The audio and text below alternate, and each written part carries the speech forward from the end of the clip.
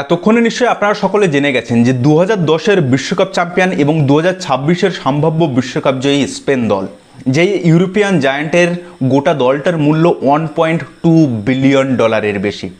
সেখানে আফ্রিকার একটা দ্বীপরাষ্ট্র যাদের জনসংখ্যা মাত্র 5.5 লক্ষ, তারা 90 মিনিট ধরে গতকাল মাঠে যে লড়াইটা করেছে, যে ফাইটটা দিয়েছে, তা সত্যি অনবদ্য।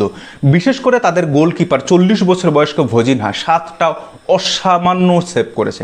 এবং সেই সঙ্গে যদি দেখা যায় যে স্পেন গোলমুখে প্রায় 23টা শট নিয়েছে, 11টা কর্নার পেয়েছে, কিন্তু গোলের রাস্তা খুলতে পারেনি। আসলে কেপ ভার্দের ডিফেন্ডাররা গোলমুখের সামনে যে লক গেটের তালা ঝুলিয়ে দিয়েছিল, সেই তালার চাবি গোটা 90 মিনিট ধরে ইউরোপীয় নতুন সেন্সেশন স্পেন কিন্তু খুঁজে পায়নি। কিন্তু একটা জিনিস খেয়াল করেছেন, এই কেপ ভার্দের 40 বছর বয়সী গোলরক্ষক ভজিনহা যে পারফরমেন্সটা দিয়েছে, এই মুহূর্তে ট্রান্সফার মার্কেটে তার মূল্য কত? মাত্র 40 লক্ষ। সেখানে আমাদের আইএসএল, ভারতবর্ষের যে আইএসএল হয়, ইন্ডিয়ান সুপার লিগ, সেখানে আমাদের যে টপ যে দুজন গোলকিপার আছে, একজন হচ্ছেন বিশাল কায়েত আর একজন হচ্ছেন গুরপ্রীত সিং সান্ধু। দুজনের রেকর্ড মূল্য কত জানেন? একজনের 1.8 কোটি আর একজনের হচ্ছে 1.4 কোটি।